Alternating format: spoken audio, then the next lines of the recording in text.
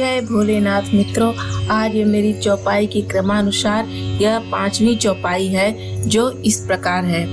सन्मुख होई जीव मोहि जबहि, जन्म कोटि अघ नासहि तबहि।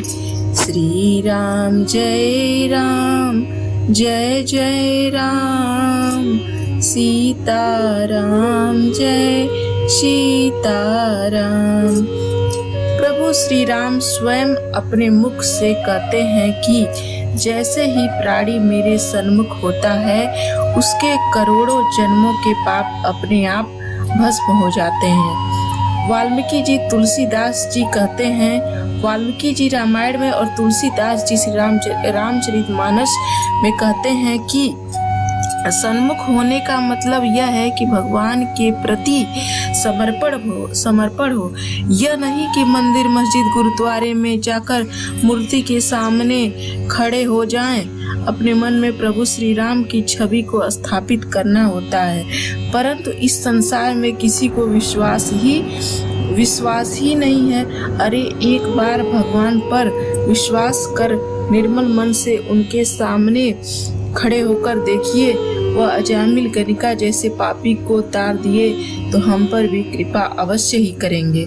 परंतु लोग तो भगवान से भी धोखा कर रहे हैं। सुबह हाथ जोड़ लेते हैं तो शाम को बड़े चाव के साथ मांस खाते हैं। यह भी जीव हत्या के बराबर ही है। आप भक्षण नहीं करते तो कसाई खाने का कसाई भला काट मार कर करता ही क्या। लेकिन मानव प्राणी अपनी शौक स्वाद इच्छा पर नियंत्रण कर नहीं सकता, तो उसे सिर्फ भगवान का नाम मात्र ही समझ में आएगा। वह करोड़ों जन्म लेकर भी उनकी कृपा का अंदाजा नहीं लगा सकता।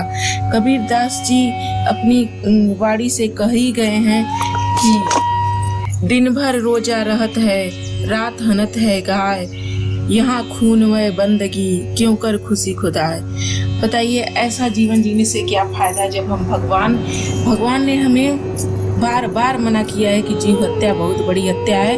अगर हम इतने ही ज्यादा बलि या हत्या के वो करें, अपने पुत्र या पुत्री को बलि चढ़ाने के लिए कहा जाए तो आपको कैसा लगेगा। वैसे वो भी तो जीव ही है, वो भी तो चाहे बकरी हो चाहे कोई हो, उसका भी तो बच्चा ही है। जैसे वो उसकी माँ है, उसके भी बच्चे हैं। तो देखिए, आज मेरी चौपाई का ये मतलब यह है कि सन्मुख होय जीव मोहि जबहि। भगवान स्वयं कहते हैं कि जीव कितना भी पाप करे, अगर मेरे सन्मुख आता है तो मैं उसे क्षमा कर देता हूँ, उसके करोड़ों पापों को मैं नष्ट कर सकता हूँ। सन्मुख होय जीव मोहि जबहि, जन्म कोटि अघ नासहि तबहि। करोड़ों के पाप नष्ट हो जाते हैं, परंतु भगवान के प्रति आप समर्पण होकर तो देखिए। अगर आज यह मेरा वीडियो आपको पसंद आए तो लाइक करें, शेयर करें और सब्सक्राइब करें, ताकि आपको आगे का नोटिफिकेशन मिलता रहे और मुझे आगे की वीडियो बनाने का प्रोत्साहन मिल सके।